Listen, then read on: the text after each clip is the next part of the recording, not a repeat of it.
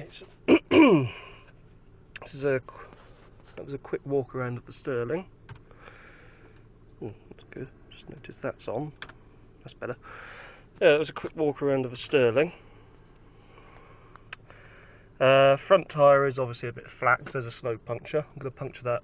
Sorry, puncture. I'm going to pump that up shortly. Just giving her a polish. She's been underneath this car cover, which is a Stormforce car cover. I can highly recommend it.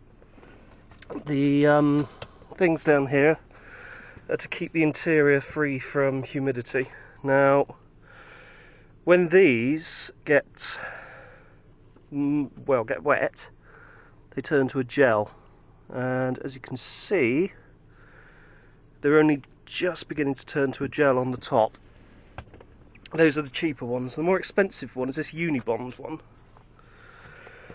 and that's got this huge dehumidifying block in it, and it fills up down here with a little bit of blue water when obviously that absorbs moisture.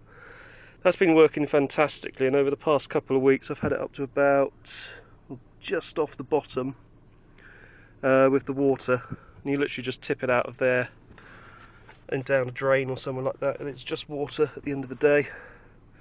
The seats, not too bad.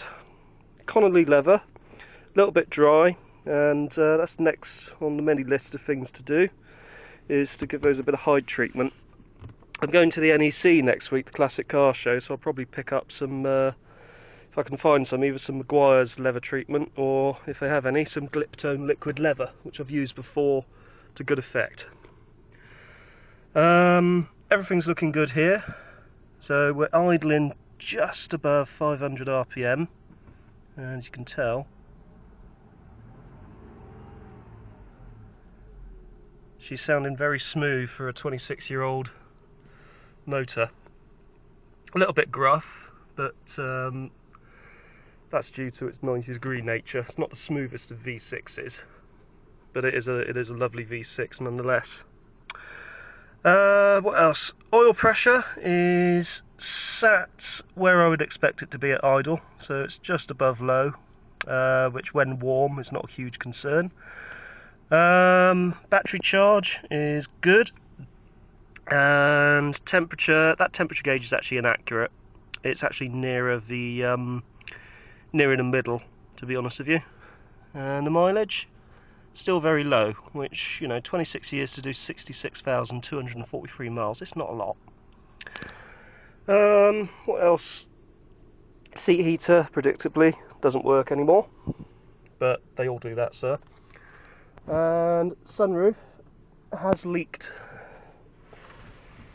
I'm not sure actually, no, it's not rusty around here, which if it was rusty around here would denote that it is leaking, or suggest that it is leaking, which it isn't. And the headlining is bone dry. It's going a bit bumpily like that, but to be honest with you, this is a similar sort of material that they use in the Jag XJ40, and it's renowned for, well, literally just going very limp after a few years and sort of going a bit like this. So ideally I'd need a new headlining, because at the front here it's sort of coming away quite badly, so if I was going to make interior perfect, which I want to do, I'd need a new headlining. Only trouble with that, because I've got the saloon, is either the rear screen or the front screen would have to come out. So I'm, be honest with you, I'm more than happy just to, you know, patch it up a little bit and keep it in good order. But in all honesty, it's actually quite dry under there. I'll leave these visors down a bit so they can actually, air can circulate around and get through to the dehumidifiers. The seats may need a bit of recolouring, but otherwise they're not too bad. All bone dry. God knows what's happened in there. I do not want to ask. But I do wonder if the car had a small rodent living here at some point. Long since banished from the vehicle.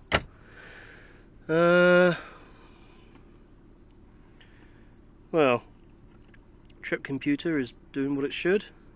That was my MPG from last week. That's actually gone down as I've been idling.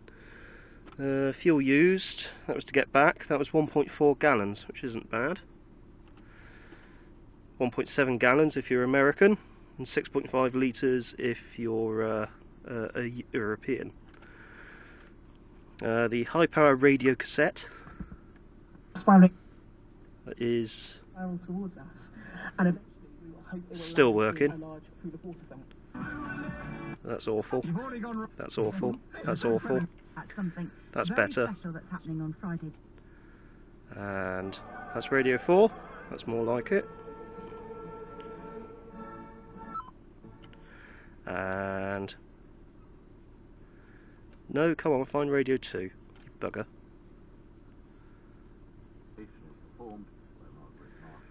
Or is that Radio 3? No, that's Radio 3. Bavarian radio Does appear to work.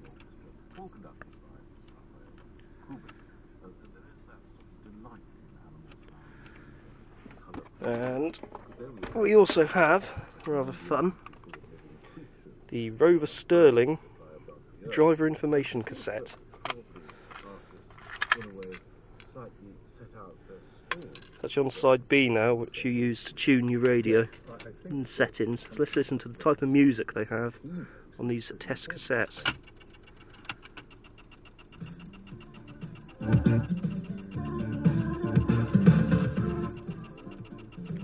It's so terribly 80s. That's brilliant.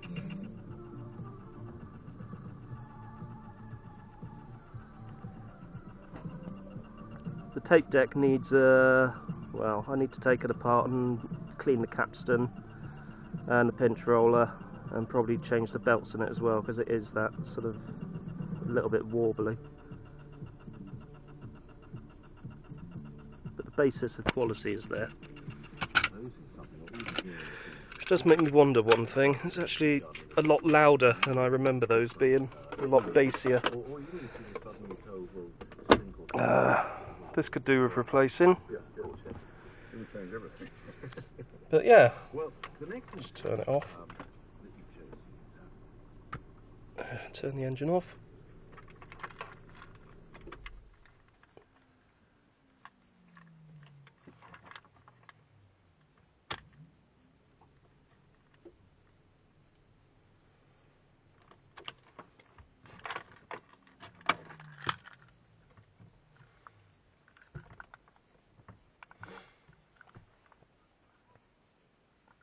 Does everything it should.